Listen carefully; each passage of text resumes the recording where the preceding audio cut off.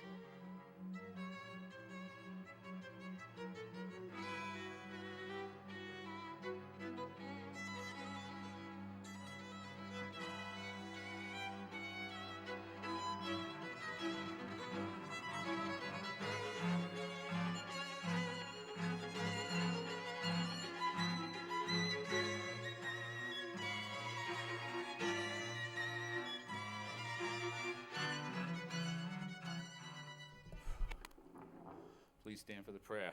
Dear God, today as this session opens, we pray that your presence will be before us and everyone who serves in the decision-making process of our city. We pray for direction which will lead our city to be strong and unified. May we continue the legacy of our founders.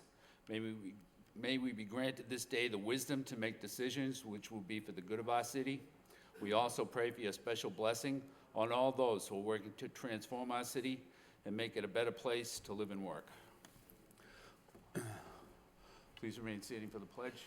I pledge allegiance to the flag of the United States of America and to the republic for which it stands, one nation, indivisible, with liberty and justice for all.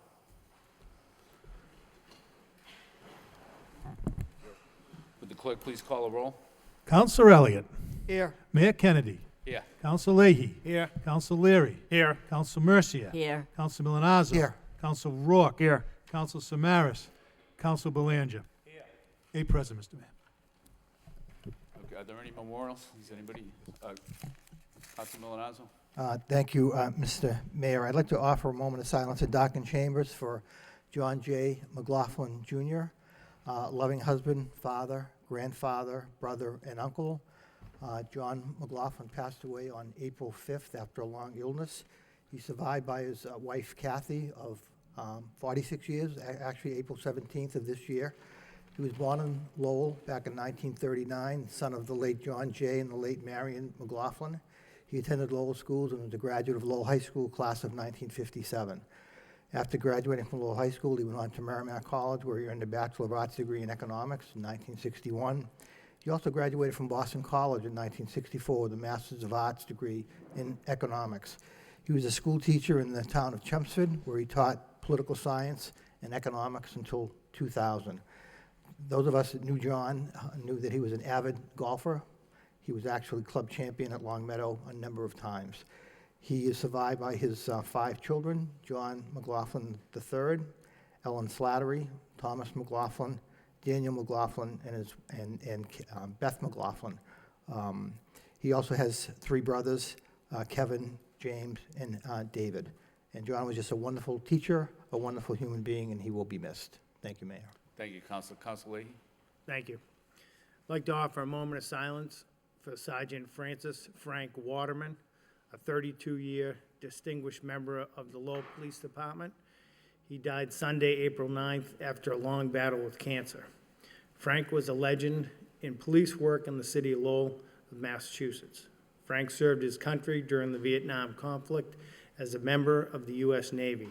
He joined the Lowell Police Department in 1974. From 1984 to his retirement in 2006, he was assigned to numerous Lowell Police narcotic units and state and DEA drug task forces. In 1986, he was selected to lead a group of Lowell police officers called the Major Crime Unit, which focused on street crime, which was rampant at the time. He and the entire unit were awarded Police Officers of the Year in 1987. In addition to his legendary police work, Frank helped many people, including scores of police officers and their family members. He will be remembered for his courage, his intelligence, and his compassion. Frank is survived by his mother, Mary Waterman, his wife, Dottie, and their 3 children, Frank Jr., Brian, and Kelly. He'll be sorely missed. Thank you. Thank you, Councilor.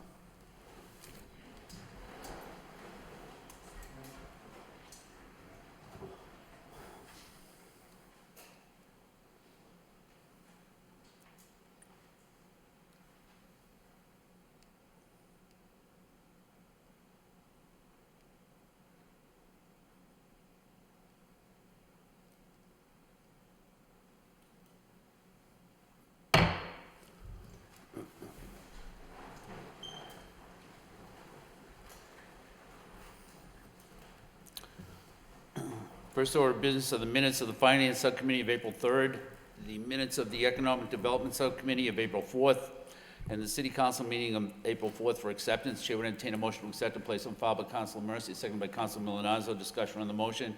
All in favor, all opposed, so voted.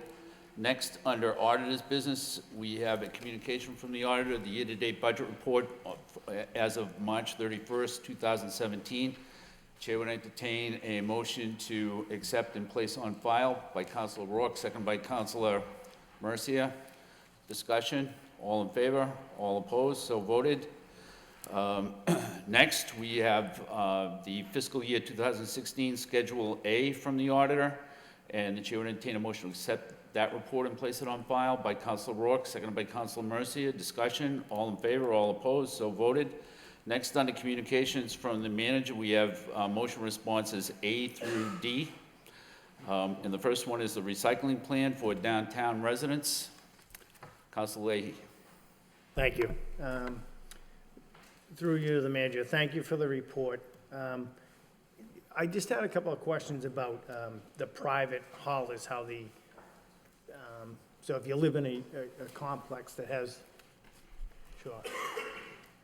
Hi, Mr. Wallingston. Could you explain again, if you live in a condo unit, it's up to the condo unit to get their own recycling or garbage pickup, which would include or doesn't include garbage and recycling?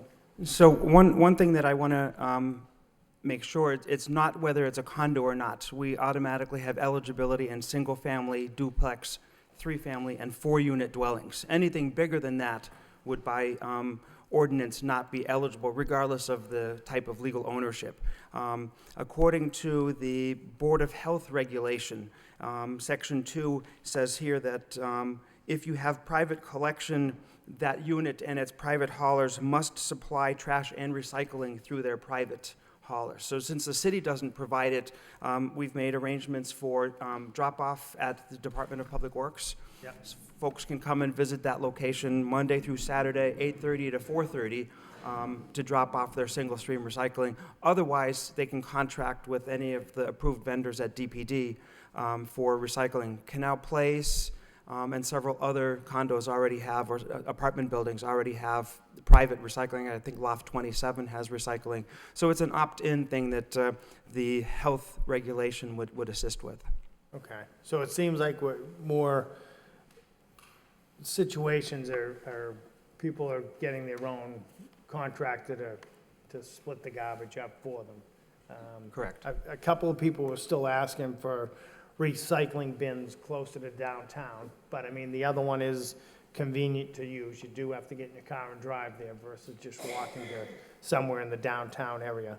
But it's good to see, so we are on a rise or trend downtown for more people Absolutely. recycling. Many of them have contracted privately. In 2012, we replied to a council motion on evaluating downtown options, and in early 2014, we tried to implement one of those on Warren Street, and it really didn't get very far because of a variety of logistics. So the free option right now is to drop it off at DPW. Okay. All right. Thank you for the report. Thank you, Gunther, for everything you do. Thank you. Thank you, Counselor. Any further discussion on item A? Hearing none, we'll move on to item B, the electricity aggregation plan. Any discussion? Hearing no discussion on item B, we'll move on to item C, youth summer jobs. Counselor Belanger. Thank you, Mr. Mayor. It's a great pleasure to unveil all the summer jobs that the city is going to be hiring hundreds of youth across the city, and we have on hand Peter Fanicanti, the Youth Services Coordinator from the Recreation Department. I'd like to have him come up to the podium and tell a little about how the outlook is for our kids this summer. Thank you. Thank you very much, Counselor. This summer, the Recreation Office is proposing to hire 175 youth. We hire from 14 and up. Just as a for instance, last year we had 79% of our kids were 18 or younger, with the largest number of kids being the 16-year-olds. We had 42 16-year-olds last year.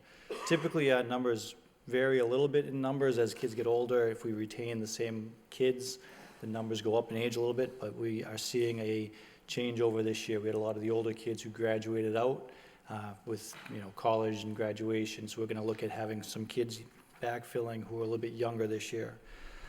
We offer programs at the Shed, Daly, Riley, Wang, Gage, and Morey schools. In addition to that, we have the city pools, the waterfront, the splash pads, and the Lowell High School pool where we teach swim lessons. So those are just some of the sites that we work at. In addition to that, we also have a traveling arts and crafts program, and we bring free meals as well to different areas of the city. So that way, the summertime, we can supplement the kids who don't have the opportunity to eat the full meals that they would during the school year with the free and reduced lunch program. Last year, we serviced 1,454 participants in the program with those 175 kids we hired. Wow, outstanding, Peter. Great job you're doing for our youth in the city. That's greatly appreciated. So thank you. What I'm going to do is refer this to make a motion to refer this to the Youth Services Subcommittee, Mr. Mayor. But while I do that, I'd like to hear from Shannon from the Career Center, who'd like to tell us about a youth job fair that's going to be held at Lowell High School on Thursday, April 27th. That's going to offer more jobs to our youth. So good evening. Shannon Norton. I'm the Executive Director at the Career Center of Lowell.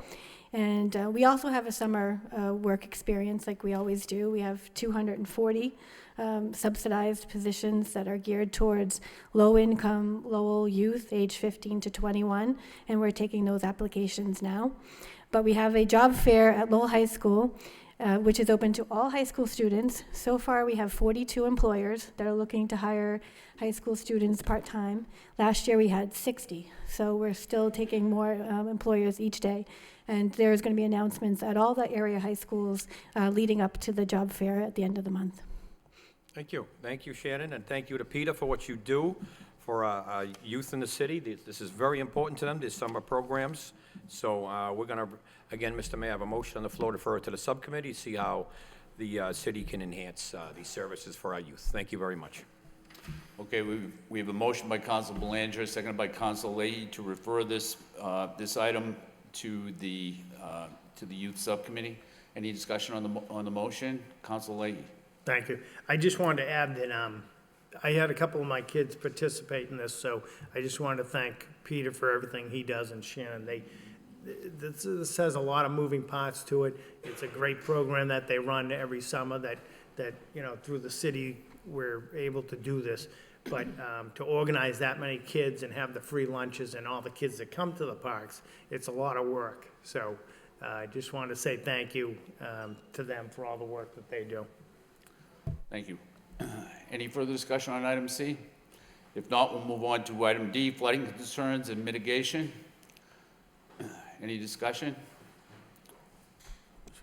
If not, the chair will entertain, Council Roy. Thank you, Mr. Mayor. Mr. Manager, I know we spoke last week about this. Can you just give a brief overview of what took place last week, how your administration sort of took control of the situation and reached out to Anel, had the flashboards lowered, and then in the future, what happens if we know ahead of time that the possibility of flooding, in the Pawtuckaville area, the Centerville area, and so forth? Thank you. Yes, I was very proud of the work that the city administration did in monitoring the potential for flooding in the Clay Pit Brook area and in the East Pawtuckaville area. We were very proactive. We were monitoring, even I myself learned how to monitor the flood levels, or at least the action plan. And there was Jeff Winwood and George Rose from the emergency management, Lisa DeMayo from the engineering office, and we were monitoring it all the time. When it reaches 50, that's the action plan, but it hadn't even reached the action plan when Lisa DeMayo called Enel to see what their plans were for the 25% of the bladder dam that's already been constructed, and they had already lowered it at that point. So the water was running as best it could, even at that point, before they reached the 50 level. We also had a meeting in East Pawtuckaville with Paul Belay and talked about the emergency services that could be provided if the water reached the level, not as catastrophic as the last time down there, but if we needed to do something. And I think they were very pleased with the work that we were doing. So everybody was monitoring the situation, and I think it was handled very well by emergency management in the engineer's office, and it turned out very well. Thank you. And so going forward, if you know this is going to happen in the future, there's the same protocols in place? Absolutely. We will make sure that we're monitoring it all the time. Emergency management is poised to do what they have to do. Lisa DeMayo will be communicating with Enel to make sure that the bladder dam is lowered at the point that it's supposed to be lowered. And we have a wonderful notification process right now. We have Civic Ready. We have social media. We have plenty of opportunities to inform the public as to exactly what's going on and what we are doing to monitor the situation and address city issues. Great. Thank you. Thank you, Mr. Manager. Council Belanger. Thank you, Mr. Mayor. I, too, would like to congratulate the emergency management team. I think we're very proactive on this issue to prevent. It was a preventative measures that they took that prevented flooding, so that was great. So congratulations to them for being on top of this. And I want to thank the neighborhood activists who, a couple are here tonight, and we heard from his social media, we received emails from, and they know their neighborhood better than us, so they were on top of it as well to say, hey, this is coming. So I want to thank them for their help. And I know, Mr. Mayor, you have a few motions alluding to this later in the evening, which we will get to maybe hopefully to enhance the services when this occurs, especially in the spring. So, but Mr. Mayor, through you to the manager, Mr. Manager, how would you rate Enel's cooperation or performance in all of this compared to years past, I guess? Well,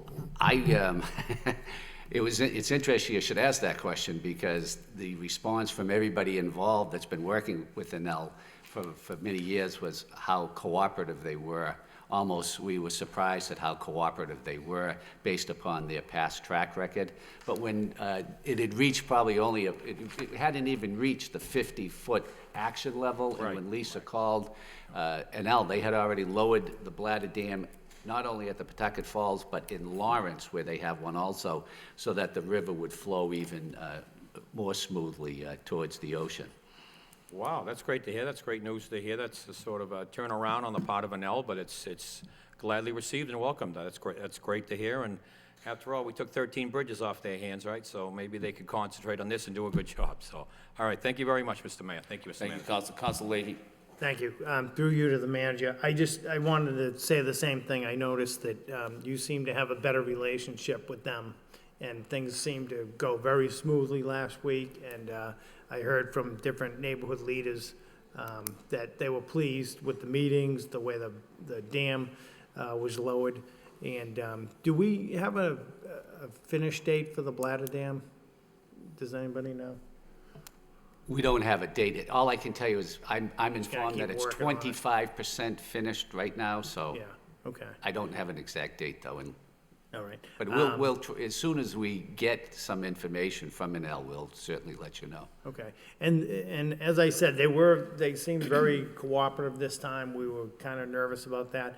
Are there any talks in the future that we could maybe renegotiate that 50-foot level, since we're on good talking terms now? Maybe we could get that down just a few more feet, if that comes up, just to make everybody feel a little bit better. Yeah, I saw that in an email, and I actually saw Bob La Rochelle, who was their agent, and he does a great job for them. Yeah. I saw him last Friday, and I asked him to contact me, so when I talk to him, I'll talk to him about that issue also. Okay, great, thank you. Okay, is there any further discussion on item D? Council Rourke? Thanks, Mr. Mayor. I know that we have people that want to speak, not only to the communication, but also on your motions. Would it be right to take your motions now? Sure, it would be okay with me. Yeah.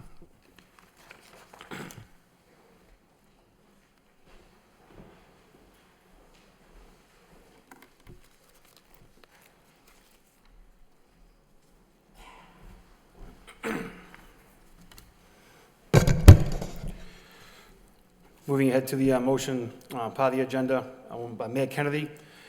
Request city manager and city engineer develop a protocol for flood warnings in the Clay Pit Brook neighborhood and Rosemont neighborhood, and refer matter to the flood issues subcommittee for citizen input. Thank you, Mr. Chairman. Through you to the manager. Mr. Manager, I understand from your earlier remarks just a few minutes ago that we have a protocol, but I don't know if that includes robocalls or anything else. But I do think it would probably be worthwhile to spell that out in writing so that the neighbors the residents in those neighborhoods knew exactly what the protocol would be. Maybe there could be a flag or something that would come up at the dam itself so that people could see when that flag was up and know that there was a flood warning then. The robocall would certainly help, and I think that the way it was handled this past week was good, but I think that it would be better if all residents understood exactly what the protocol was going forward, and so that's the point of this motion.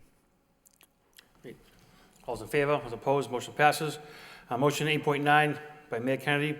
Request city manager consider extending the Clay Brook culvert to beyond the dam area and make it part of the capital plan. Second by Councilman Malinazzo. Mayor Kennedy. Thank you, Mr. Chairman. I've had this motion on a couple of times before, and I know we got a price estimate back from the city engineer, which was somewhat exorbitant, but I also thought that the way that she was suggesting was probably different than what needed to be done. I think in just simple terms that if we would, the culvert that drains the Claybrook area comes out above the dam and causes backup there, or some of the backup. if that culvert were extended down the road so that entered the river below the dam, then I think it takes care of all of the flooding issues up in that Claybrook neighborhood. Now, I don't know what the cost would be for that, but I do know this. I know that, you know, we've had good weather for the past couple of days, and people start to think about what they're going to do for the spring and what they're going to do for the summer, when they're going to play golf, and a bunch of other things. But the people that live in those neighborhoods, they have anxiety every spring over how bad is the flooding going to be this year. And they deserve an answer or a solution to those problems. So I think that for the Claybrook neighborhood, to me, that's the easy solution. Unless somebody can explain to me why that wouldn't work, then I think it would work. And so if it will, then why aren't we doing it? And if we can't do it immediately, why isn't it at least in the capital plan so that we could do it at some time in the future? I can't imagine that it would be all that expensive to do that. And what it would do would be to enhance property values in that neighborhood for a couple of hundred homes, which helps the tax base if those property values go up. And so anyways, that's why I put this motion in. I think that would be a proper solution for that neighborhood, and I look forward to a report from you on that, along with a cost estimate of how it would be and how we will treat it going forward. Thank you, Mr. Mayor. Council Belanger. Thank you, Mr. Vice Mayor. I think it's a great motion by Mayor Kennedy. It's well-deserved. I mean, that every spring is when tensions get high over in that neighborhood, and it's year after year, and that neighborhood needs relief. And so I don't have any idea of the cost. I was about to ask, but I'm sure the mayor would know that if he had any sort of estimation how much it would cost. But whatever that is, it's well worth looking into. So I intend on supporting it, and I look forward to the motion response myself. Thank you. Thank you. Council Leahy. Thank you. I just wanted to add to that, would anybody know if we were able to do this, does this take these, do you still have to have flood insurance for your home, or are you just still in that area? Do you know that, Mr. Mayor, or you still have to have flood insurance if this ever happened? I'm not sure. I would imagine that you do, but I don't know that for sure. Okay, so it really doesn't have anything to do with that, but it would relieve the water levels, so, okay. All right, no, it's a great idea if we could find the capital money, and maybe it could be part of a state project down the road, too. Thank you. Thank you. Council Mercia. Yes, thank you, Mr. Vice Chair. I'm concerned if there's any beaver dams being built there that's hindering the flow of the water. Is there anything, do we know that? Which could be possible that beavers are building dams there, and there's a certain time in the year that's allowable that you can go and break them apart.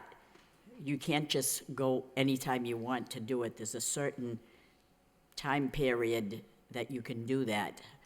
So do we know if that's a part of a problem in that area there, or is it not? Mr. Manager. I know the area where the WCAP tower has problems with the beaver dams, but I don't know of any other areas, but we'll certainly look into that. Mm-hmm. Thank you. Other comments? All those in favor, all those opposed, motion passes. Motion 8.10, also by Mayor Kennedy. Request city manager consider the construction of a dike on the west bank of Beaver Brook and make it part of the capital plan. Seconded by Councilor Mercia. I know, suspend the rules, we have a speaker that wants to speak on this. Want to go first, Mayor Kennedy? Yeah, I'd like to go first. I don't know that this would be the solution for the Rosemont area. I do know that the solution for the Rosemont area is not the same as the solution for Claybrook, that it's a different thing.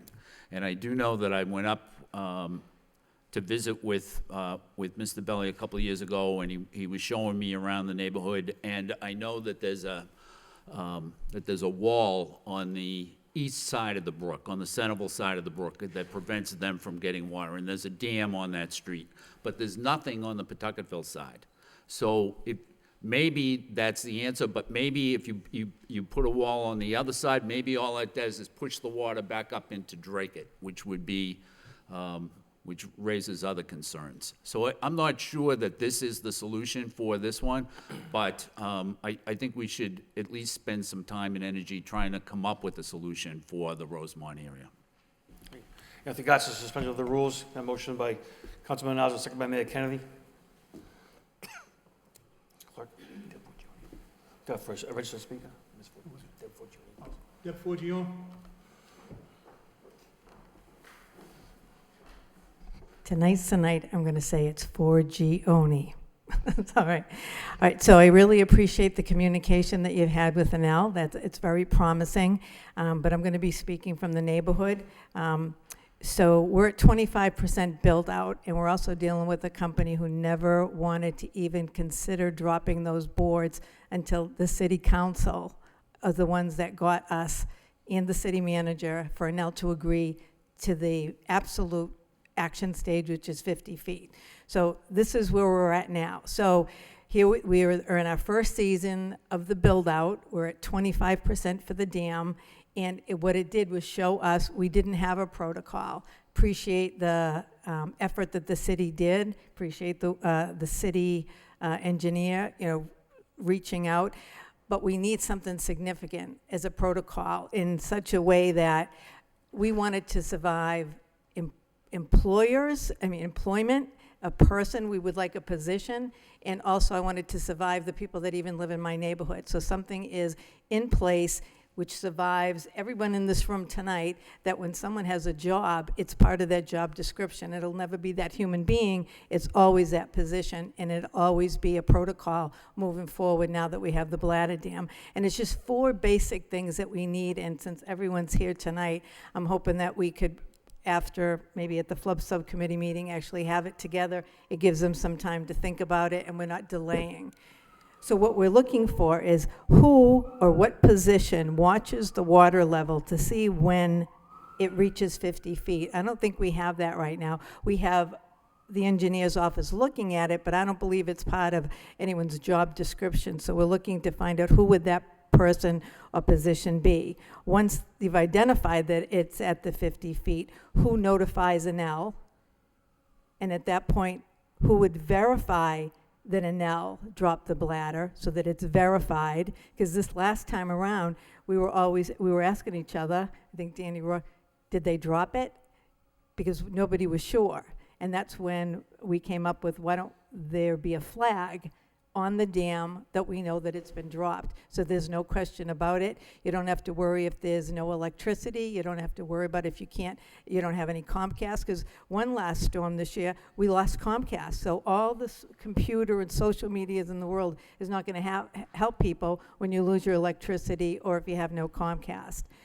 And once that's verified that it's down, how are the residents notified? It seems like there are going to be a lot of ways that people can get notified, but let's just think about it for a second. The flag would be the number one, the visual, that would be terrific.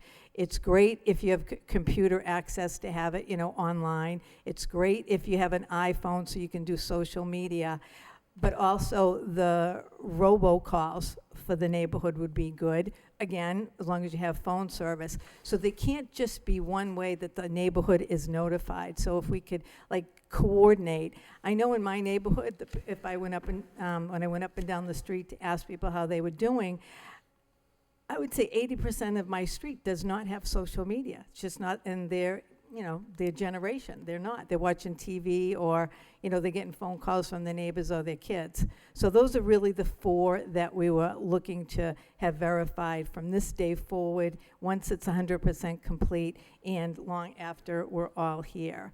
So I just wanted to say thank you about that, and I'll turn it over to Jim.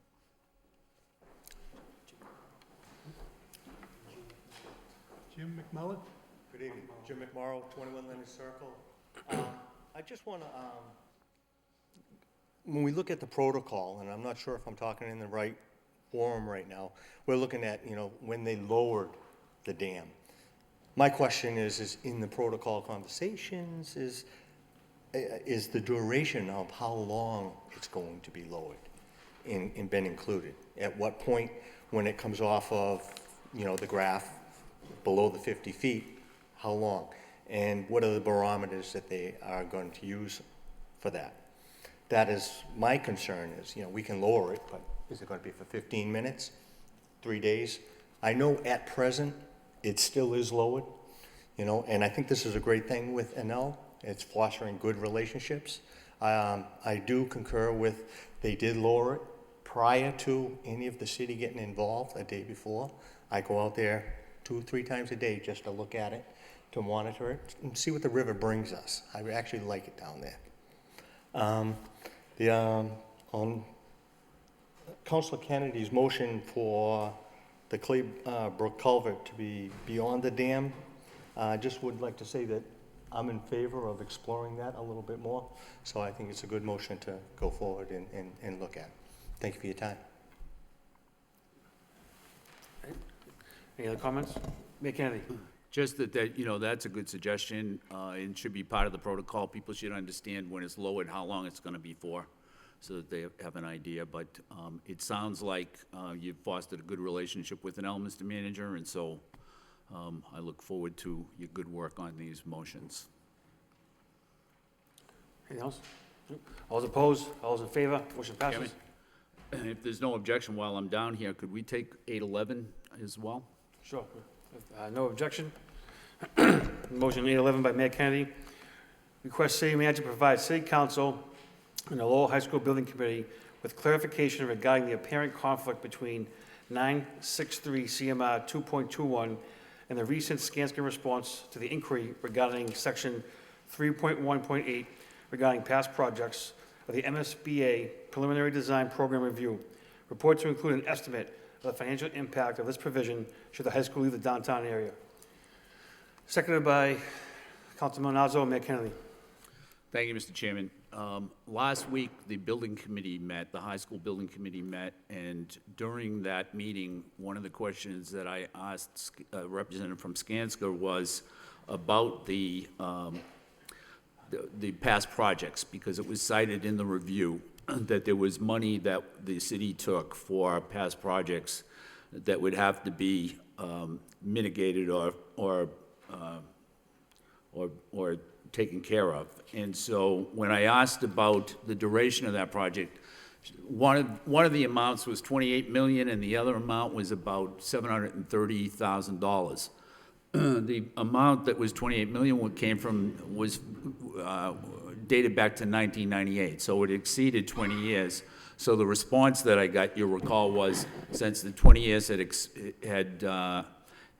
expired, there was no money owed to the Commonwealth for that one, and that the $733,000, which I think dated to 2012, would have an amount, but that would be a small amount. And that would be based on an amortization period of 20 years.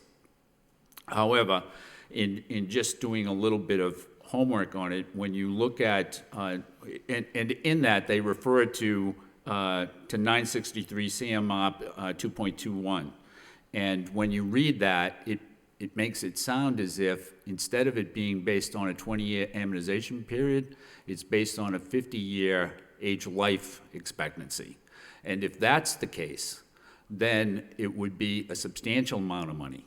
And so that's what I'm really looking for, is a clarification on that, that I think we should try to get from the MSBA, and we should be able to get from the MSBA, because certainly if it is based on age life, on 50 years, then that cost is going to be substantial. It's not going to be a small amount of money at all. And certainly it should be considered before this council makes a decision in June. The other thing that, when you look at that section, there's also language in there that speaks to how we can dispose of the property. So in the event that the city were to decide that Cawley was the best site, and then we were going to move forward with Cawley, and then eventually the high school site down on Kirk Street would be empty, then we would not be able to dispose of it any way we wanted. We would have to do that in conjunction with the Commonwealth. And I think that there's language in there about if we were to lease the property, that it would have to be at fair market value and so forth and so on. So it limits somewhat what we would do with the high school property if the high school property were to become vacant at some point in the future. All I'm looking for with this motion is clarification so that everybody on the city council can make an informed decision when the time comes. And it's just another issue that came up, and it was, if I hadn't looked at 963, it never would have occurred to me. But because it was cited right in the review that we got last week, I thought that probably the information that we got from Skanska might be incorrect. Thank you, Mr. Mayor. That's it. Councilor Leahy. Thank you. So when we clarify this through you to the manager, when we clarify this, is it only if we leave the downtown site or if we take down buildings or rehab or whatever? Is it any type of work? Mr. Manager. Do you know? We actually got a clarification today on the money aspect of it. As far as the subsequent use, if there is going to be a reuse of it, we haven't gotten that clarification. I can get that clarification for you. But according to the MSBA that we got today, it's the 20-year payback period. And it's based upon either substantial completion of the high school or occupancy of the high school. So the date that we're using is 2022 was the date that we used. And according to their figures right now, an estimate is if the council was to adopt the Colley site, the payback would be in the vicinity of $350,000 to $400,000 for the improvements that were made at the existing high school. Because what they do, the 50-year period, they told us, is if you built a new facility, they expect a new facility to be at least operational for 50 years, so that's the 50-year test if it's a new facility. But in this case, they were rehabs, and therefore it's the 20-year figure that they use. So they estimated for us today, if the Colley site was chosen by the council and the substantial completion of that construction was the year 2022, you're looking at a payback of about $350,000 to $400,000. But we'll get as far as the reuse of the property, we'll get the answer on the reuse of the property. All right, so that's the 20 years is on the money that they pay out for the school, the reimbursement. Okay, and it's kind of funny too on the other side that we've had schools that we haven't even reached we just reached the 20-year mark, like the Rogers School. We had the roof problems over there, and weren't we responsible for the whole replacement of the roof? And it didn't last the 20 years. And same thing with the windows, that plexiglass windows. So it's kind of funny that we have to pay this back, but when there's defects in the workmanship or the quality of products we use, we don't get any help with that, right? So, okay, just kind of ironic. Thank you. Councilor Leary. Just quickly, too, I think, and I heard the first part, too, regarding to separate it out in plain English, you're looking at the $25 million project was the 1997 renovation. So there really wouldn't be anything owed on that. You're looking at the roof that we just completed in 2012. And I think the language says may, not shalls, which I think is an important, as you know probably better than the rest of us, that's really important language. Shall means you're going to do it. May means you may not do it. So it's really open to more of a discussion, and I think a lot of that is important. But I think the motion's a good motion because when we get down to the bottom dollars and cents, we really need to know if this is something that's going to be added on or not added on. And I do like to get the clarification. I think it's important. What can be the use of, the certain buildings, the 22 versus the 1980? And I think go back to irony. The part that if you go downtown or not, the part that we're going to replace is the field house in the 1980 building, which is the newest part. So the irony just keeps on coming. Thank you. Okay, Councilor Mail. Kenny. Thank you, Mr. Chairman.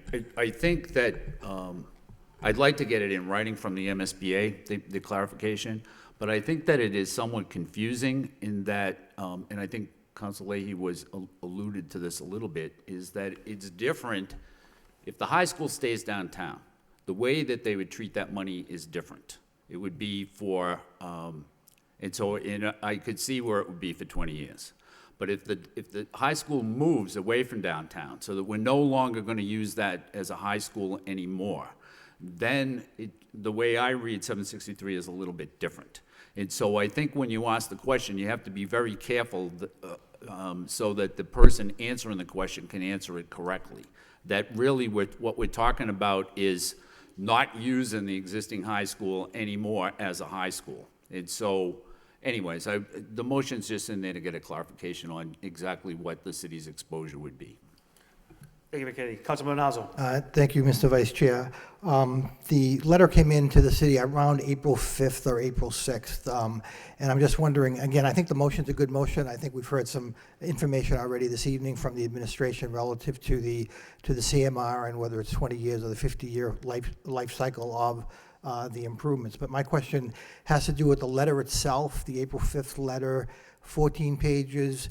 Was the administration surprised, alarmed? I think Skanska was quoted as saying this was a typical response from MSBA, and I guess I just want to hear from the administration. Again, we have to respond, I believe it's in 14 days to the issues here, including, why, as an example, the Wang site was taken off the table. I mean, I think the answer to that is the school building committee didn't move it forward, but again, the administration will be answering that question. So you feel comfortable with where we are now? Not the first day we received it, I wasn't. It was 18 pages of just, they were talking about the railroad tracks, where the trolley goes. What are you going to do about this right away? But the more we looked into it and talked to Skanska, we're comfortable that we're going to be able to answer those questions and within the 14-day period. But yes, I was quite concerned when I first opened the email, but we're getting those explanations and we'll have answers for everybody. And you'll provide to the council? Oh, to the entire council, yes. Thank you. Yes. Any comments? Quickly, Mr. Mayor, with regards to Mayor Kennedy's motion and Council Leary's comment about Mayor Shell, could you also ask the probability of them actually going forward and collecting any type of refund? Thank you. With that being said, all those opposed, those in favor, motion passes.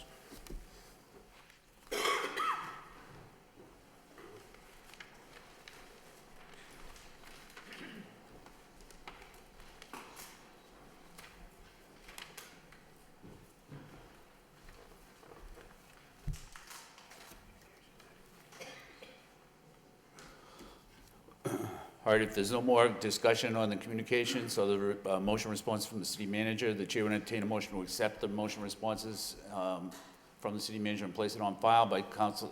We have a motion to that effect by Councilor Leahy, second by Councilor Mercia. Discussion on the motion. All in favor, all opposed, so voted. Next is a communication from the city manager requesting out-of-state travel for 3 members of the Lowell Police Department. Do we have a motion to approve? Motion approved by Councilor Leahy, seconded by Councilor Rourke. Discussion. Roll call.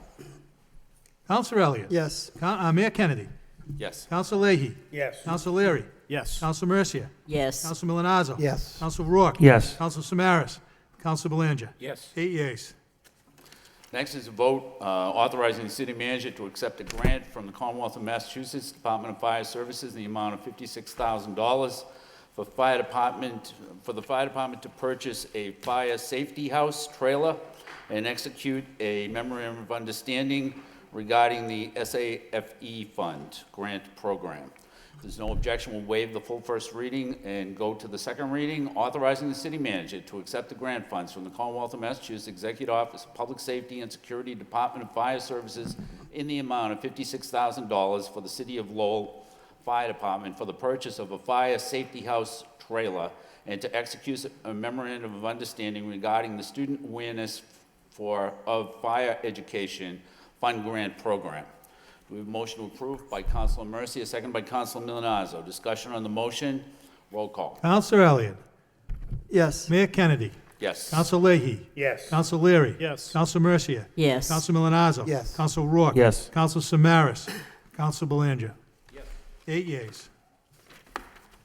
Next, we have a vote authorizing the city manager to enter into a license agreement with the South American Food Market Incorporated to encroach upon the City of Lowell property at 108 Merrimack Street in Lowell, Massachusetts. If there's no objection, we'll waive the full first reading and go to the second reading, authorizing the city manager to enter into a license agreement with the South American Food Market Incorporated to encroach upon the City of Lowell property at 108 Merrimack Street in Lowell, Massachusetts. Do we have a motion to approve? Motion approved by Councilor Milonazo, second by Councilor Leahy. Discussion on the motion, roll call. Counselor Elliott. Yes. Mayor Kennedy. Yes. Counselor Leahy. Counselor Leary. Yes. Counselor Mercia. Yes. Counselor Milonazo. Yes. Counselor Rourke. Yes. Counselor Samaras. Counselor Belanger. Yes. That's 8 yeas. Mr. Mayor, Yes. if there's no objection, could I ask the suspension of the rules to take item 8.3 out of order? It's a motion that I filed.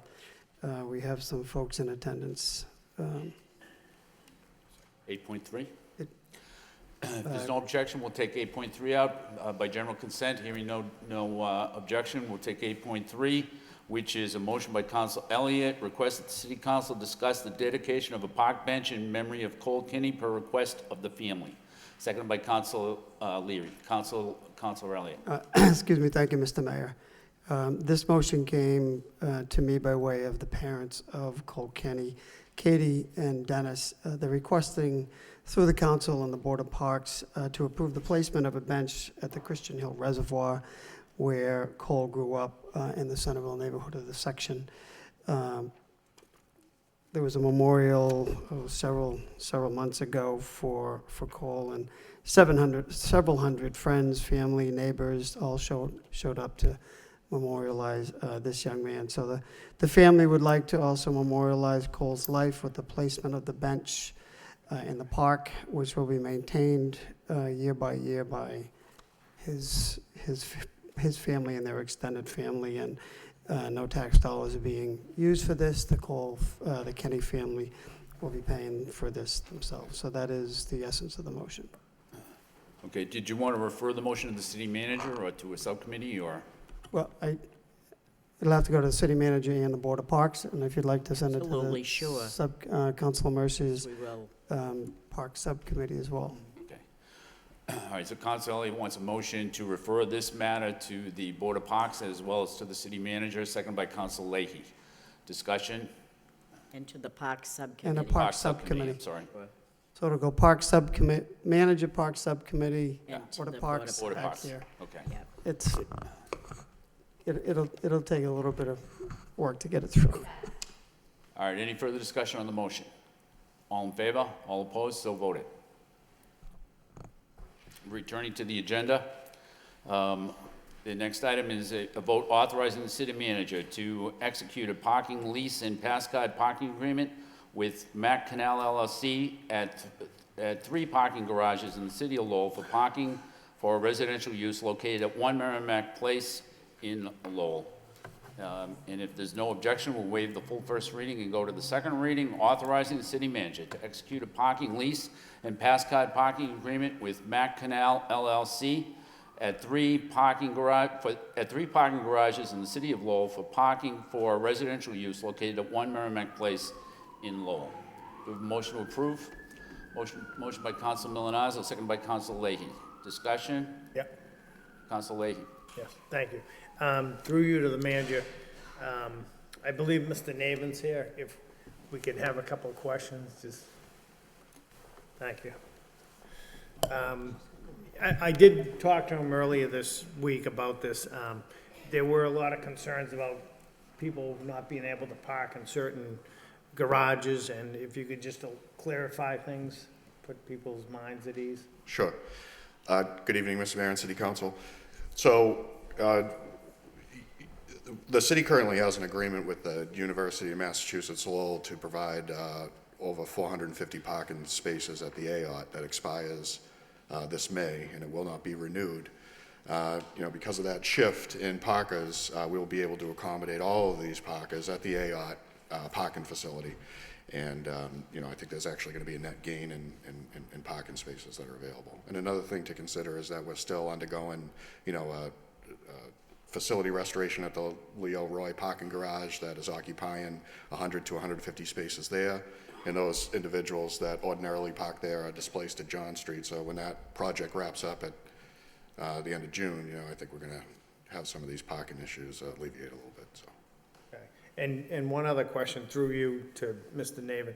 Do we have any, people ask me too, do we have any plans on, or is there a way, I don't know how easy or hard it would be, for something like that, can we designate spots like, your section is up on the top floor, so many spots, and then another section. When we do these leases, can we designate spots for them? So,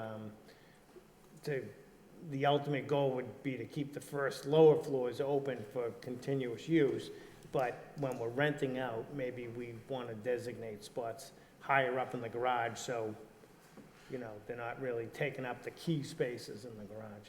Sure, we can certainly look into that, and, you know, it's a bit of a departure from the way that, you know, parking is typically managed in facilities of those types, but I think that there's a way that, you know, we can explore it and look to see how we can make that work. Okay, all right, thank you. Thank you, Counselor. Any further discussion on the motion? Counselor Rourke. Thank you, Mayor Kenny. Through to Mr. Navin. So, Mr. Navin, with regards to the AR garage, the 100 parking spaces there, do you know how many spaces we have now that are leased that are not available for the public? So we have, you know, the AR parking garage is obligated by some easements and other arrangements. I would say that typically on any given day, on a weekday, that the majority of the 1,250 spaces are, you know, being used by contractual or otherwise obligations, but there's definitely a margin of spaces that are available that are accessible to the public at all times. So the last few days, just been walking by, driving by, I see the parking full, you know, garage full sign there, probably 3 or 4 out of 5 days. So with these extra 100 spots going in as a lease, you know, I'm curious how many available spots are there to the public. Well, also keep in mind that, you know, when these spaces are realized, when the vision, you know, development is utilizing these spaces, there's going to be the 450 university parkers that will no longer be in the AR garage. So, you know, due to, you know, they're leaving and the vision coming on, I think we're going to have more spaces available. We gain spots. What's that? So we gain spots. Yeah, I think that's going to be the net effect. Great, thank you. Any further discussion? Counselor Leary. Just quick, I think one, Councilor Leahy's idea about rearranging it, having the bottom area being available, but the lead off, I think, which is not totally part of the discussion, but about availability, what time frame do we expect our parking app to be available? So I think that is part of the issue in terms of, like, I know folks, and I've heard complaints, people trying to get on Market Street, it's already been, you know, they work in that area, it's already been full. I mean, it might be when you're coming back into town or wherever they're doing business, they could actually look that up and know before they actually drive by that area. So the parking app that the city is poised to roll out, which is actually in a soft rollout phase in the university, that's to pay for on-street parking spaces. It's only on street, it's not to do with the parking garage, but that's kind of... No, you know, in order for us to utilize an application which will allow the parkers to know how many spaces are available at the garage, we would need to reconfigure our parking access and, you know, revenue control equipment like the gates and the pay stations, and through, you know, the lifting of the gates and the exits of the gates, we can have you know, a close approximation of how many parking spaces are available in the garage, given that, you know, everyone parks in the lines and not over there. What we would need to do is, you know, we would need to update our technology in the garage. That's kind of the question at the end of the day, and I think it's obviously a different problem. So ultimately, you have space number, whatever, 200 on whatever street, you know that's open, you can book it on the app once it's ready to go. If we could, I mean, I guess the same technology could be available to the garage and resolve that issue. I mean, it's probably a step we haven't got to. So I guess the first question is, what time do we estimate the street to be ready? And then can we start working on, and how much technology are we going to need or an upgrade to actually get the garages? Because that's where we want most of the folks anyway. So I'll ask Nick, on the app for the streets, when do you think that will be available? I'm not asking for a set date, but just give me an approximation. It'll certainly be available throughout the downtown by the end of this fiscal year. Okay. Now, the second thing, the garages, is something we're working on. I will say this, though, Nick, If somebody called the parking department, you would be able to tell them where there's open spaces, is that correct? Oh, yes, certainly. All the staff at each one of the garages are aware of the availability at So any say, for given time. example, you go to the Market Street garage and you see the full sign there, you could call the parking department and they would tell you whether to go to the John Street parking lot, the A-Yard, or whatever, where there were open parking spots. So that's, I know that's not as good as an app, No, but it you know is. what, But first, I it- think I think it's great we're gonna have the app this fiscal year. It's this fiscal year. That's fantastic. So it's a really good thing, and I don't mean to be critical, but I think we need to make the next leap, because I mean, you wanna know the app as you're coming into town, right? So I think, well, first of all, not being critical, I think it's great. I think having it done before July is fantastic. That's gonna change the dynamic already and improve it. I think if we can start reaching out, the next phase is taking a look at what can we do with the garages. And I know it's a pain in the neck thing to do, but it's actually gonna improve what we're trying to achieve. Thank you. Change on your date? No, but just to reiterate and be clear, the application that we'll be rolling out for the smartphone won't speak to the availability of any on-street parking spaces.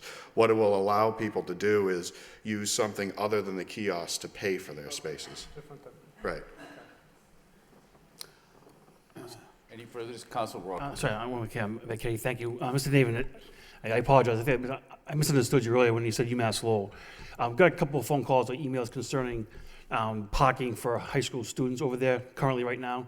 Nothing to do with the future, but just that they're placed on a wait list now. Is that the normal protocol where they call up, they're placed on a list, and they find out before school starts if they get a spot or not?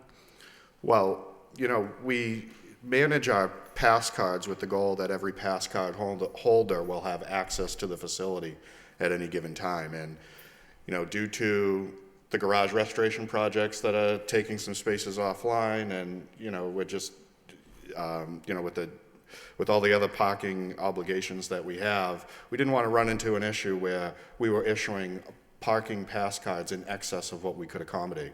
So it became necessary from a inventory management standpoint to, you know, cut that off so we weren't, you know, over-promising and under-delivering. And also looking now versus years past, we've kind of hit a bubble where we have like a lot more student parkers than we have had, you know, in the past. You know, speaking with some of my more tenured staff, you know, typically that number of students is between 150 and 175 that are parking in the AOT, and we reached a point where we had 225 student parkers, you know, in addition with the staff and some other, you know, groups that weren't typically parking at the AOT had moved over there. So it was because of all those factors that had coalesced, we had decided that it was in the best interest of, you know, our customers and for the sanity of our employees to, you know, just draw the line and make sure that we weren't giving out more than what we could handle. So you say you have 220 now parking spots for students currently? Yeah, at least. Do you expect to have that much next September, the same number, or is that going to go up or down? I think that we would be able to accommodate it, given the fact that, you know, we're going to have, you know, some of the university moving out, and I think we'll be able to hold the line at that number. Right, thank you. Council Leahy, then Council Leary. Mr. Mayor, do we have any subcommittees scheduled for parking? Like, I thought we had a few motions about the Lowell Folk Fest parking and things like that, so maybe we should we'll put a motion on for the next meeting we should have a subcommittee maybe in June to just go over what we're doing with the garages and keep everybody up to date, so if we don't have anything scheduled, I'll put that on for the next meeting. Next meeting is not for... Right, but the week after, I'll put it on. Yeah. Okay. Okay. Council... And I apologize, just a quick follow-up. So the 180 spaces that we're looking for, because the 400 from UMass Lowell are leaving, we're not changing, we're not going to put 180 in the garage. We're going to still keep the same recommendations. You're going to split it up 140 and 40 in 3 different garages, right? Or are we changing it? Well, yes. I think that what we'll be able to do is, so this Vision building needs 180 total parking spaces, and I think we will be able to put all of them at the AOT, and I think that will be to their benefit and to our benefit as well. No, I agree. Yeah. Okay, thank you. Any further discussion? Mr. Manager, are we getting near capacity in terms of leasing spaces in the downtown garages, and do you think it would be helpful if the council was provided with a report to just see what the capacity, the remaining capacity is in each of the garages downtown? Yes, absolutely. As a matter of fact, our stat department just put together a terrific report on parking. I think it would be very helpful to make that presentation to the subcommittee. It sets out all of different,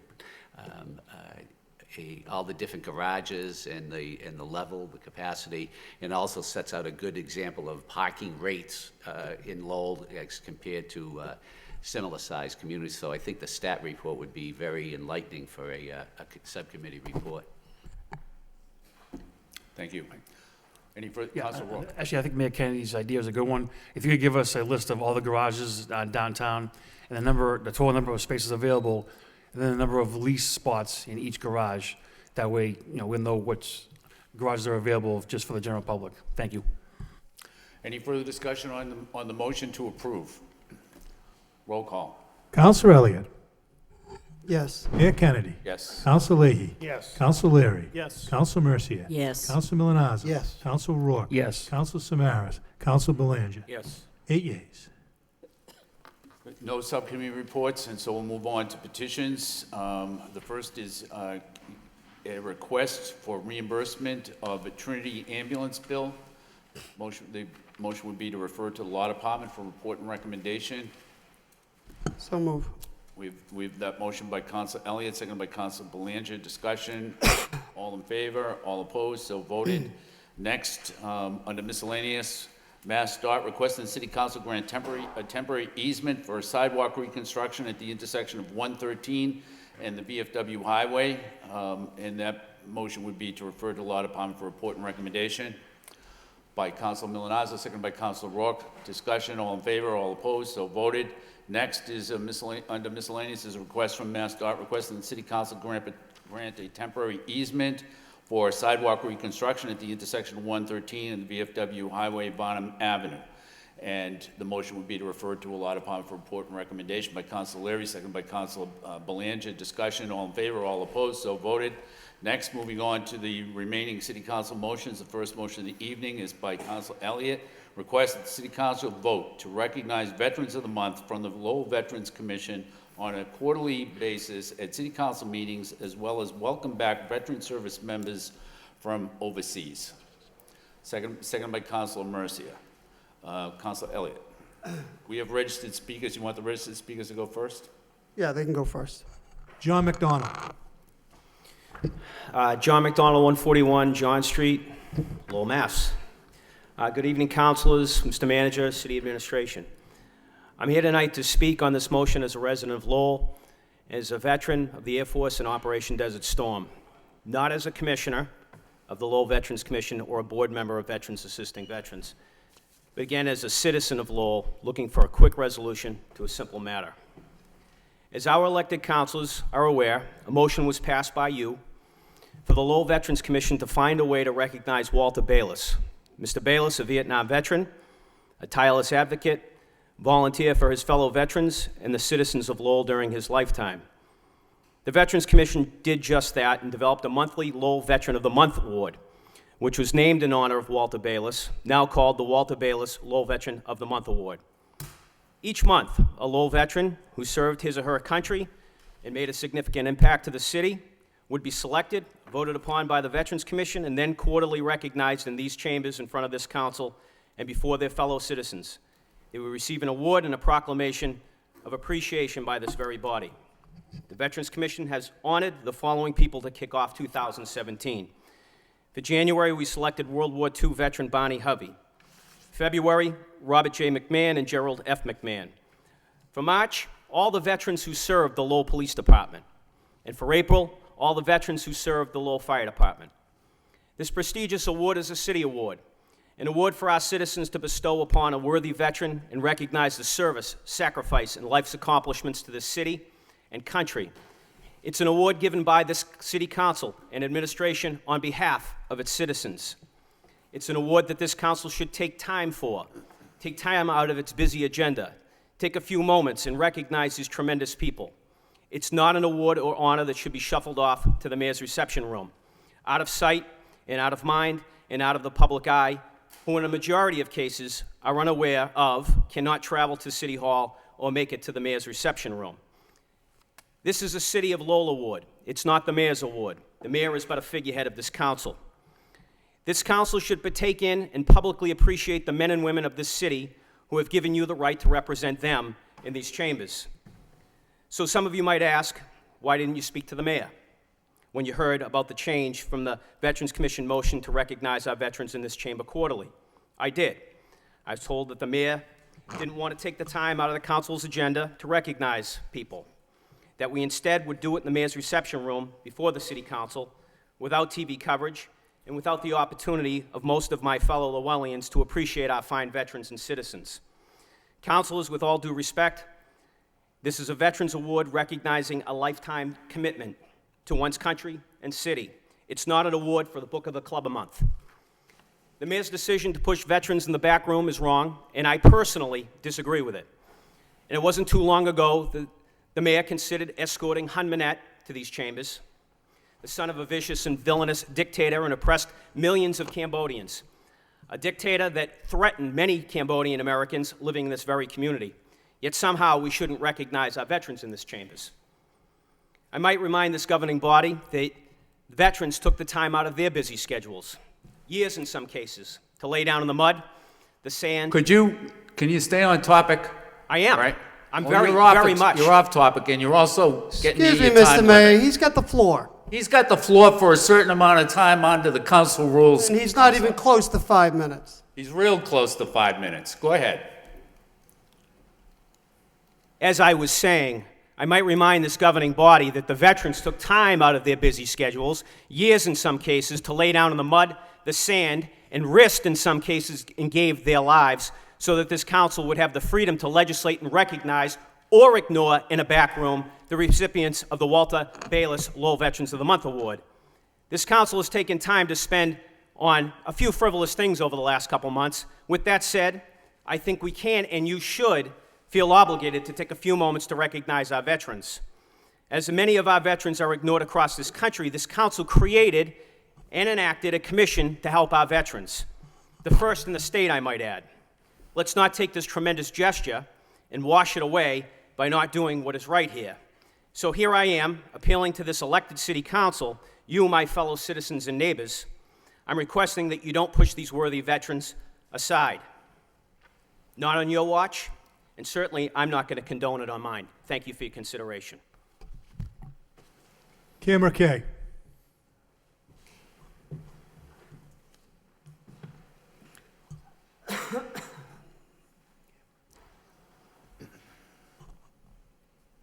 Good evening, Mr. Mayor, councilors. My name is Camera Kay. I reside at 273 Walker Street. Since the inception of this nation, Americans have volunteered their time and sacrificed in defense of their neighbor, family, and friends. In return, there was nothing asked from them. While some have noted that their commitments and sacrifices, our veterans have systematically been subjected to ridicule and vilify for the distinct service rendered to this nation. They've been asked to perform peacekeeping missions and other nation buildings with long service tour that separate them from their home for months and years.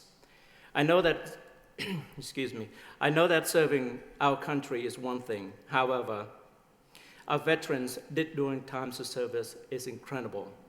As a nation in the city, I cannot express enough of my gratitude for these great men and women for putting their lives in harm's way in order to protect the freedom that we hold so dearly.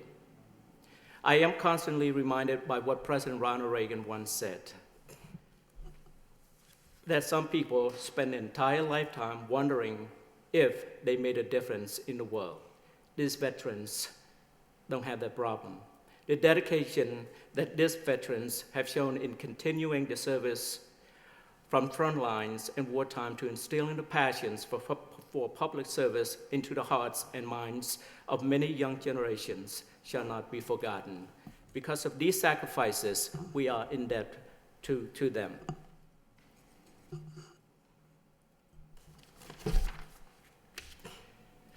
For me, I had the distinct honor for the opportunity to serve with each one of them. Tonight, I am here to ask Council to pass this motion in order to recognize these veterans for their service in protecting our nation. This motion is to recognize veterans of the month from the Lowell Veterans Commission.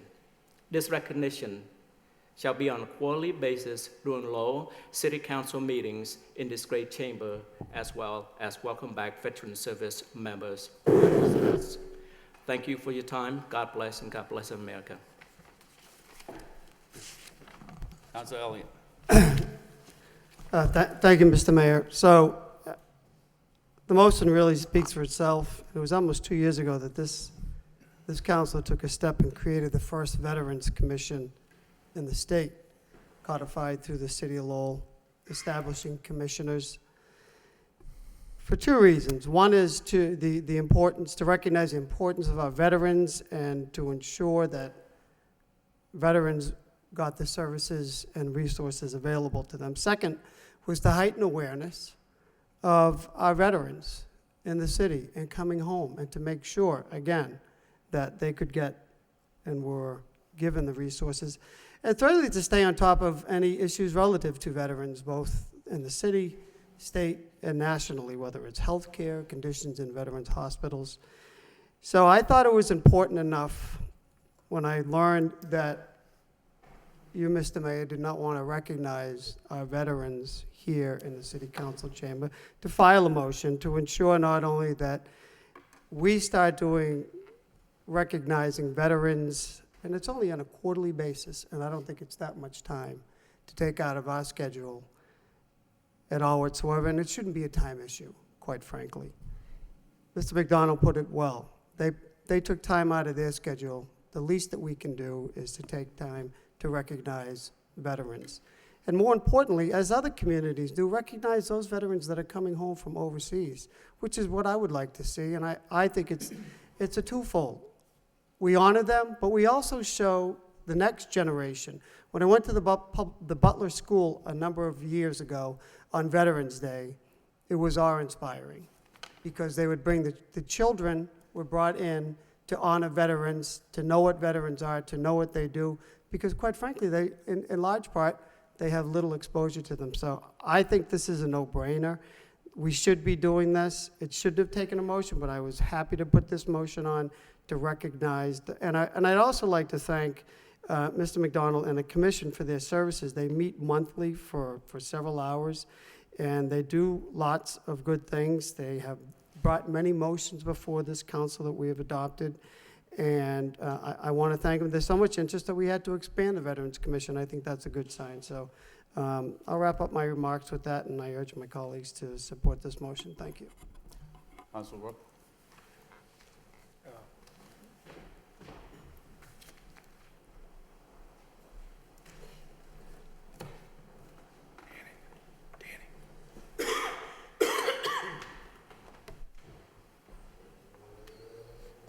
McKay. Thank you, Mr. Chairman. I think it's important to look at the history of this situation, which I think goes back probably for 15 months. And for the past 15 months, instead of having events at the beginning of the council meeting, we have held them before the council meeting in the mayor's reception room. And I think they've been good events. And we've done that with everybody, almost without exception. The Veterans Commission Chairman, Mr. Flanagan, came to see me. So it isn't true that I refused to talk to anybody from the Veterans Commission. I met with Mr. Flanagan. I suggested to him that the mayor's reception room was the way that we were doing things, and he was perfectly happy with that. On top of that, he brought it back to the Veterans Commission. They voted for it, and they were okay with it. Just recently, I spoke to the maker of the motion on the Veterans Commission, and he was happy to have the ceremony held in the mayor's reception room. It does not matter to me whether it's in the mayor's reception room or here. Well, the only thing that matters to me is that we be fair to everybody. So if this council votes for this motion, I'm happy to have the event here, as I'm sure everybody on the city council will be. But anybody else that requests to come before the city council going forward will come before the city council, and we won't do these ceremonies in the mayor's reception room at all. But I think that this motion doesn't come from the Veterans Commission. It doesn't come from the maker of the motion of the Veterans Commission. It doesn't come from the chairman. It comes from Mr. McDonald and Councilor Elliott. That's where it comes from. Councilor Leahy? Thank you.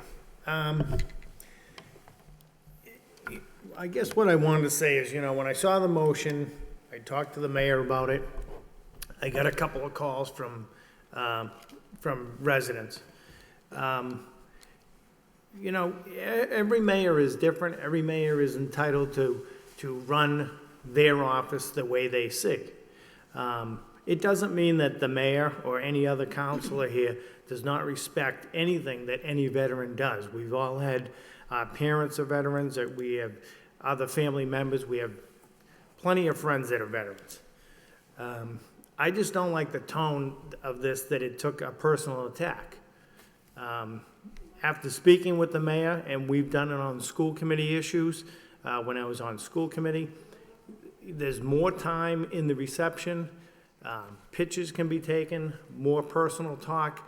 It's a lot more, I guess, personal, and you can tell stories and relate things when you do an event an hour before the meeting. You certainly can bring someone out, recognize their name, but it's 5 minutes here versus 60 minutes or longer in a mayor's reception room. So I'm happy to vote for this. There's nothing that, nobody's against the veterans, but I just had to say something because I felt like this was more of a personal attack, and we shouldn't be going that way. If we don't agree with each other on different motions or whatever, it should not be taken out on the floor against personal attacks against any of our colleagues. Councilman Mazzo? Thank you, Mr. Vice Chair. I actually have a comment and a question. My comment is, I'll begin by thanking the speakers tonight because I understand they're both veterans and they obviously serve their country, and the reason we can speak so freely here is because of their efforts. But I do take exception to being lectured to, because that's how it came across. And I'll even go so far as to say the reason it needs to be in the mayor's reception room is to satisfy Mr. McDonald's ego, because it doesn't fit in the mayor's reception room.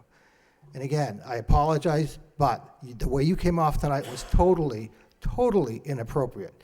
So my comment is, where are the members of where are the members of the Veterans Commission? And where's the Lowell Veterans Council? The Lowell Veterans Council has been around for decades. I don't know if this commission has hijacked the Veterans Council, because, again, I would like to see the Veterans Council bring people in here on a quarterly basis as well, not just the Veterans Commission.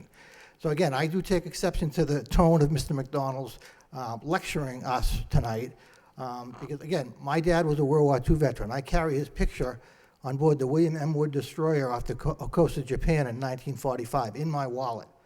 So again, we don't need to be lectured at all relative to our support for the veterans. So I'll support the motion. I think it's good to recognize them quarterly, but there was no reason to come in here and lecture this body. Okay, Councilor. Councilor Leary? Just quickly, this is something that we shouldn't be using to divide each other. And this is something we should be proud of. And I think, I agree with Councilor Leahy. This is something that we shouldn't be having a fight over. I also like to see the Veterans Council become a part of this. I think the motion's a good motion, though. I don't see that being a problem. I don't appreciate people going at each other over something that should unite us, not divide us. And I think that's, it's important. How we do things is equally as important what we do. So I'm definitely going to support the motion. I like to see, more of a united front when we do these things. I think that's important to it. I think we can do that. I think ultimately, once this gets moving forward, and if we do look into the Veterans Council actually working together in this will be something that'll be positive for everybody. So I think we need to take a step back, look at what we're really trying to do here. We're trying to honor people who have laid down their lives in a lot of cases, or almost laid down their life in the cases, so we can sit here in these little chairs and have our opinions and speak. So that's important. That's the end of the day, what we're trying to achieve is honoring people who allowed us to sit here and do what we do today. Thank you. Thank you. Councilor Elliott? Well, I'm going to take a different tack. I want to congratulate Mr. McDonald, because you know what? He stood up and he fought for what he believed in, and he did it for our country, and he's doing it here, and he's entitled to. You know, it's a personal attack. Maybe it's a personal attack to the veterans. I mean, you have the chairman going to the mayor, and he says, well, we'll do it in the reception room. What is he supposed to say? So if you want to march all the commission members here, I'm sure they would be honored to have those individuals that they select with the Wally Bayless Man of the Year Award or Veteran of the Month Award. I'm sure they'd be honored to be here instead of the mayor's reception room. How many thousands of people watched this show, watched this meeting tonight and on a replay? Isn't that how we should honor them? I think this is a no-brainer. I don't get what the bickering is about. I don't even know why I had to file this motion to bring it forward, but I'm honored to bring it forward. Dignity, honor, respect. That's what we should be doing for our veterans day in and day out. We do it at street corners. We honor them. We do it on many holidays. Why not do it here as much as we possibly can? I don't see what the big deal is. We talk about a whole slew of things. Sometimes there are 20 and 30 motions on here. I don't think it's too much to ask for 5 minutes or 10 minutes or 30 minutes to recognize our veterans who gave their lives, or they gave their time, or their family as well. And especially those coming home to educate the next generation as well. These are our veterans. This is what we do here in Lowell. We honor them not just by dedicating street corners and on certain days of the year. We honor them all the time, just like many other communities. Thank you, Mr. Vice Chair. Thank you, Councilor. Councilor Mercia? Thank you, Mr. Vice Chair.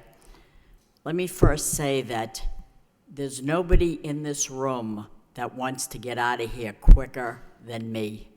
I ate lunch at 1 o'clock. I am very, very hungry. I want to go home and eat something. But the fact remains that if we're here all night long, that's what I got elected to do, to be here. And I understand when each mayor has their own way of conducting things. And I remember back when I was the mayor, and I was taken into the cloakroom and reprimanded by a colleague that said, I don't like the way you're running a meeting because you bring everybody in front of that podium week after week, and I'm sick of it. Do it on your own time. I said, as long as I'm the mayor, I'll do what I think is right. This building is not owned by me. This building is the people's building, and I will bring anybody up here in front of the podium that wants to address this body. For example, do I tell the American Cancer Society who wants to come up here and say that March is National Cancer-Free Month or Screening Month? What do I tell a veteran? You can't come up here and be honored. Dan Tenza, City Councilor Dan Tenza, made a motion that said he would like any business that took the time to invest in our city and open up a shop, a storefront, to be recognized right here. And I honor that, because if someone is willing to give their blood, their sweat, their time, their money, I'll give them 5 minutes to come up before the body. Whether they're a veteran, whether they're a business that's going to open, whether they're the American Heart Association, the Cancer Fund, that's my opinion. I give you 5 minutes of your time if you give me 5 minutes of yours. That's how I run it. Well, that's just me. I'm not telling people how to run it, but the councilor made a motion, and I honor that motion. It's a quarterly thing, especially for a veteran who gave you the right to use that podium, gave you the right to be freedom of speech, to sit in this room and criticize each other. That's what this country is all about. And to even question it, I think the mayor misunderstood. I think he's a guy that if you said, could we have it, this is important, he would have done that. I would hope that that would be a misunderstanding. Some mayors want to have it in the mayor's reception room and honor this one, that one, that one. Not me. I like to give people 5 minutes of their time only because I like to share their accomplishment with the television audience. It's not about just us. It's about a whole group of people out there that look upon us as their entertainment, as their family, as their information source. This is the way I see democracy. And maybe I won't eat at 8 o'clock or 8:30. Maybe it'll be 10 o'clock. But that's a sacrifice that I give up because someone sacrificed for me. And that's all I have to say about this. And I respect the speaker, and I respect the maker of the motion to support this. Thank you. Thank you, Councilor. Mayor Kennedy? Thank you, Mr. Chairman. This is not a misunderstanding on my part. This is the first time I learned that this was a concern was this evening, after the motion was read. Councilor Elliott, who thinks this is a no-brainer and who thinks that doesn't understand what all the bickering is about, never bothered to call me to tell me he was concerned when he was putting in the motion. One phone call, I answer everybody's phone calls. You've never called, never said a word about it. Mr. McDonald never called me. That's not true. Yes, it is. No, it is not true. Mr. Mayor, if you give me 2 seconds, I will explain. I have Fine. the floor, not you. Well, you're not telling the truth. At the microphone. If I can continue. Mr. McDonald never called me. My communication has been with Mr. Flanagan, who my understanding is the chairman of the Veterans Commission. And Mr. Flanagan has come to me several times for different requests, and we've honored every one of those requests. Most recently, or before this request, was can we have a parking spot at every school? And we had to refer that one to the school department because there were some schools that probably there can be a parking spot set aside for veterans, but there's other schools like the McAvenue where that's not possible. There's not even enough parking as it is. But the mayor's office has tried to comply with every request that they've had. So my communication on this issue has been with Mr. Flanagan. But I've also talked to the person that made the motion on the Veterans Commission, who came up with the idea in the first place. And that person was absolutely satisfied that the ceremony was going to take place in the mayor's reception room. Also, my understanding is that Mr. Flanagan brought the matter back before the Veterans Commission, and the Veterans Commission was okay with that and took a vote to that effect. So there's absolutely no way that I could know that anybody other than Councilor Elliott and Mr. McDonald were upset about doing it in the mayor's reception room instead of here where we can be on TV. I have no objection to doing those events on TV here at 6:30. I just think that we should be fair and do them all on TV if we're going to do any of them on TV. But I have no objection to doing that at all. It only means that I don't have to be here till 6:30 instead of being here at 5:30 or 5 o'clock. It makes no difference to me. We can do those here from now on, which is the way it was done when you were the mayor, Councilor Elliott. Maybe that's what you don't like, is that this is a little bit different. But I do think that we do a nicer ceremony in the mayor's reception room. I think it's a little more relaxed. Every once in a while, we have beverages. And it just is a much easier, photo taking is a lot easier in there. It's just a better venue than this is. But I will vote for the motion along with everybody else and go that way going forward. Thank you, Mr. Mayor. Councilor Belanger? Thank you, Mr. Vice Mayor. Well, enough's been said. I don't want to be repetitive here, but, you know, I think it comes down to a certain style that mayors have. But in the end, veterans are an exception, okay? And perhaps they should be in front of the council, okay? So let's just work on changing it, that's all, okay? We don't need this back and forth. Mr. McDonald raises a good point. They should be on a quarterly basis. We can line up a number of veterans to be recognized after the roll call. I am perfectly fine with that. I think it's warranted and certainly justified. I would support it 100%. And nor do I think Mayor Kennedy intentionally shunned veterans. I don't believe that at all. But it's just, I think, a certain style that he had that maybe was not the right thing, okay? But we can fix it. It's fixable. Let's just work on a solution. You know, I've attended many events at the Mayor's Reception Room with the Winterfest ceremonies. They were very nice. It's a good concept for certain receptions, if you will. We all take photos. There was a few trophies on the table. We all took photos. It was a very nice event. Rather than a brief 5-minute, you know, not even less than 5-minute, come up, say a few words. So, but if that's the way Mr. McDonald and his group want to bring veterans forward, then let's do it.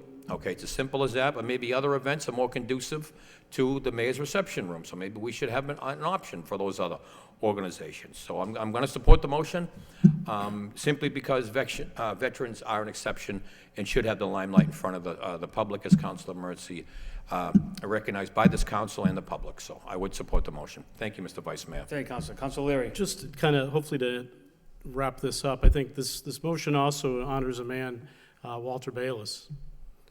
You know, someone who was a neighbor of mine, and I think all of us know him as just an individual. You may not have agreed with his politics one way or the other, but you had to agree the individual was a really good man for the city, a person who donated a lot of his time for charity, just a good, solid person for the city. So I think the important thing is that we get united behind this, not divide us. That's important because at the end of the day, the veterans are why we're here as the United States. It's imperative that we unite around this and not continue bickering regarding it.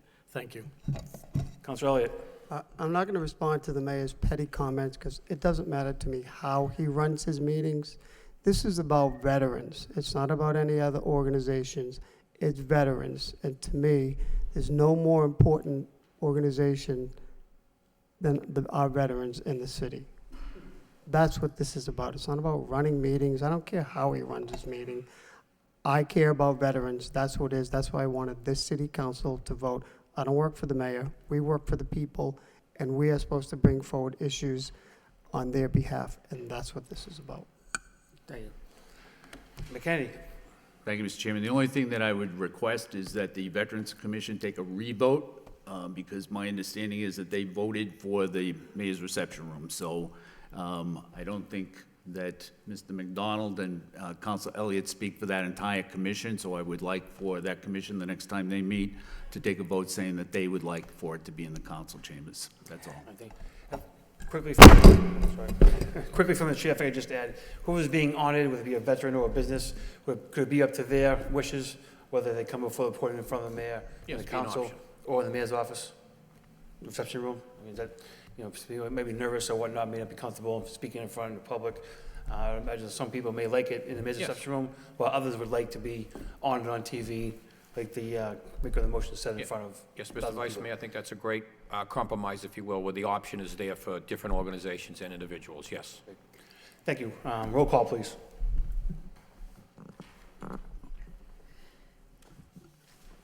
Counselor Elliott. Yes. Mayor Kennedy. Yes. Counselor Leahy. Yes. Counselor Leary. Yes. Counselor Mercy. Yes. Counselor Milonazo. Yes. Counselor Rourke. Yes. Counselor Samaras. Counselor Belanger. Yes. 8 yeas.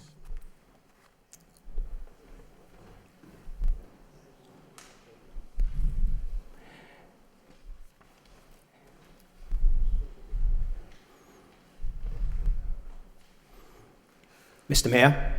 The next motion of the evening is by Councilor Leahy. Request that the City Council vote to name the open space at 150 Douglas Road, previously gifted to the city by the Hanaut family as the Lowell Veterans Park, and dedicate its use in honor of Lowell veterans. Seconded by Councilor Leary. Councilor Leahy. Mr. Mayor, you skipped one of my motions.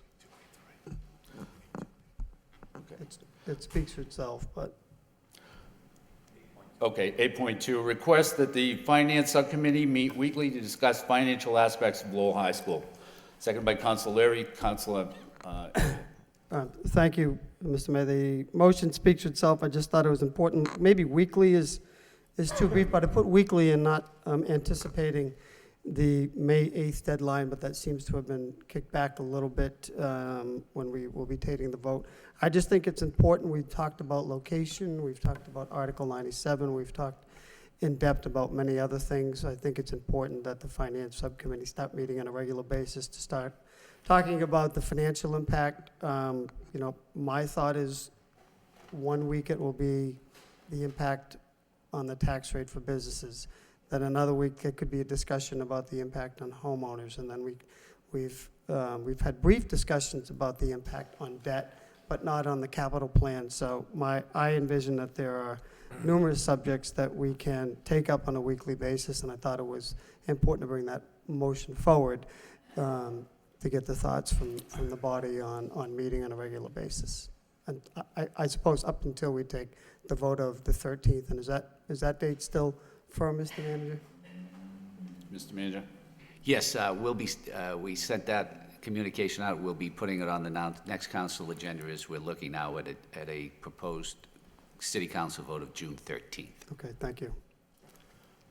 Any further discussion on the motion? All in favor, all opposed, so voted. The next motion by Council Lay, request the City Council vote to name open space at 150 Douglas Road, previously gifted to the city by the Knope family, as Lowell Veterans Park, and dedicate its use in honor of Lowell veterans. Seconded by Council Leary. Council Leahy. Thank you, Your Honor. This motion came to me from Representative Nangle. He's been working very diligent on this. I was proud to sponsor this motion with him. He's been raising funds. If we vote on this tonight and we can get the approval, he's got some spectacular plans for that park. And again, it's going to be as beautiful as many other veterans parks across the city and in the Highlands, Centerville, Pawtuckaville. So he's got some big ideas for this, and be a great idea to beautify that park and honor it as a veterans park. Thank you. Thank you. Any further discussion on the motion? I motion to refer that to the Lowell Veterans Commission, which is why we set up the Veterans Commission to, address all these things. Okay. You have a second to that motion? Well, yes, do we need to involve the Board of Parks here, too? No, refer it to the Park Subcommittee Park is what you Subcommittee, should be doing. Okay. Sure. Can we do So both? which do you want to do? The motion is to have the city council vote to name the open space. Do you want to send it to the parks? Do you want to send it to the veterans? Where do you want to send it? Well, for Sen- one thing, Mr. Mayor. Yes. For one thing, it is open space that Yes. would be converted to a park. It's a park now. It's a park right now. It would just change the name of the park. Well, I think that if we vote on it, the Board of Parks supersedes any vote that we take here. We could take it till we're black and blue in the face, but they're the ones that could say no, yes, or whatever. That's why we refer it to the Park Subcommittee, we bring it back to the full board, and then it gets referred to the Board of Parks. Okay. And the reason we do that is because we show them that we have unanimity in support of whatever we're presenting to them, so that they have an easier time to support it. It's that little park across the street from. I know where it is. Yeah, I go okay. there every day by there. Councilor Elliott, are you okay with just sending it to the Board of Parks? Fine with that. Okay. Yes, thank you. So the motion is to refer I was just to asking the- Council, it is a park now, and is it named to a certain? Oh, Yeah. Knox Park. Okay, we did the research relative to this, and it never has been officially named a park. The Knott family donated it to the city of Lowell, so over a period of time, it's Right. come to be known as that, but it's never been officially named a park. It's still just an open space, but Well, they'll take whatever steps are necessary to name it a park. just like there's a park at Cumanzelis, there's a field at Cumanzelis Park. People named it, and we brought it before the Board of Parks. They supported it unanimously. I wanted you to know that. But Okay, so the motion by Councilor Elliott, second by Councilor Mercy, is to refer this matter to the Board of Parks and the Parks Subcommittee. absolutely, sure. All right. Mr. Mayor, can I just ask a question? Is it the Knott family that's requesting it to be the Lowell Veterans Park? I mean, I think that's nice, but. No, actually, Representative Nangle got an earmark in the state budget Oh, designed to honor veterans that's the earmark for this piece of for property. this piece of property. Oh, And he's okay, also that's- raising money to supplement that earmark and make it even better. And that's the area that they'd like to put this Veterans Park in. This is a great motion. Thank you. Any further discussion on the motion by Councilor Elliott, which is Council apparently Leahy a should have great mentioned motion? that. All in favor, all opposed, so voted. The next motion is by Councilor Belanger, request the city manager update the city council regarding Air City redevelopment and access plans to that area. Seconded by Councilor Leary. Councilor Belanger. Thank you, Mr. Mayor. Well, this, Tanner Street redevelopment there, or Air City, as we all know it, is sort of gone by the wayside. Well, the high school information that's been coming, what's been coming in, so we need to sort of get back to some economic development issues here that have kind of gone to the wayside. So, Mr. Mayor, through you to the manager, I'd like a report on the, especially the accessibility. We were working, negotiating with the VFW. I'd like to know where we stand there, and as well as project enhancements and what we have going on down there. It's been a while since we've got an update, so let's not forget it's a very important parcel with a lot going on down there. So I'm curious to get a response.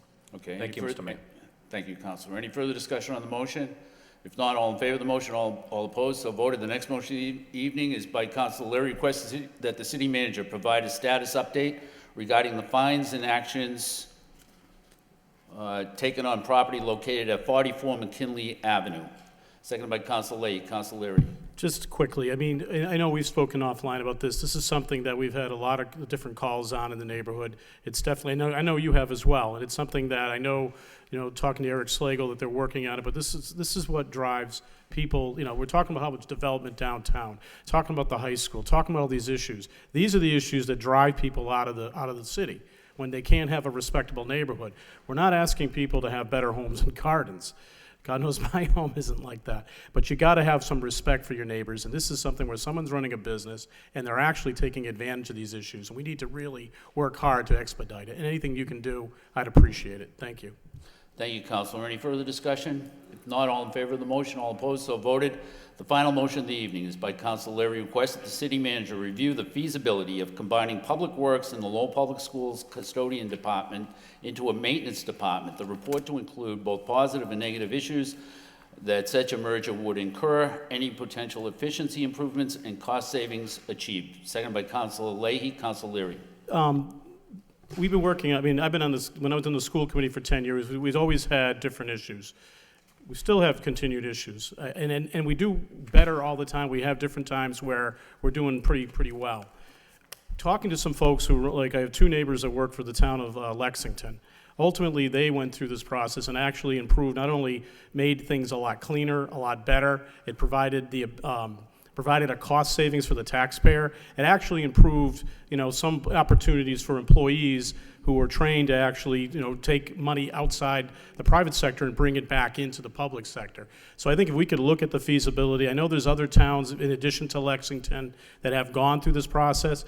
It isn't something that's going to happen overnight. You have to negotiate it with the various unions. You have to take a look at how you put this in place. But ultimately, the towns that have done it and some smaller cities that have done it have actually reaped dividends.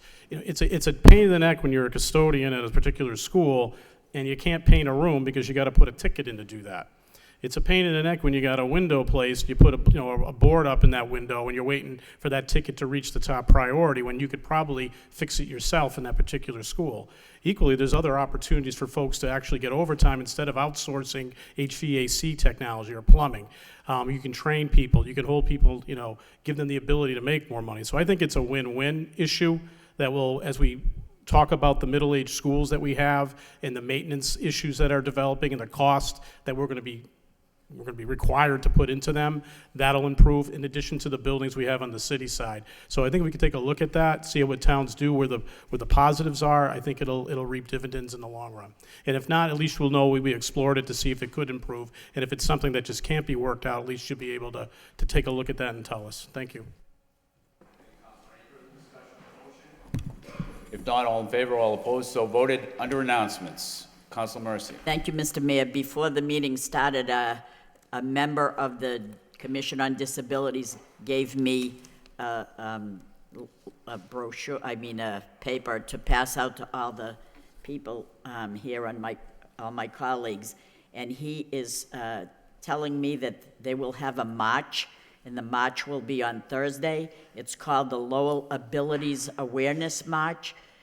It'll be Thursday, April 13th at 5 o'clock.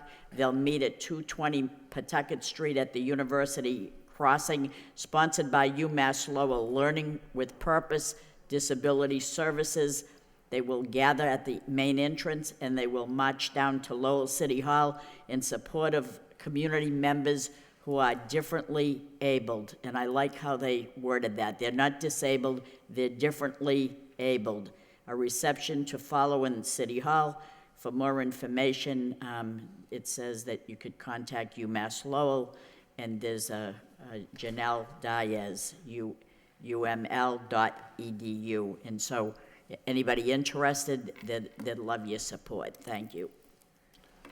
Thank you. Any other announcements? If not, before we adjourn, the chair would just like to point out that this is the Cambodian New Year, 3-day celebration, and that the flowers that are standing in front of the manager's office are a gift from the Cambodian community in order to celebrate the new year. So with that, the chair would entertain a motion to adjourn by Councilor Rourke, second by Councilor Milonazo. All in favor, all opposed, we stand adjourned. Yeah, I just went up for the day. We went with my son. So we grabbed a day and we whispered.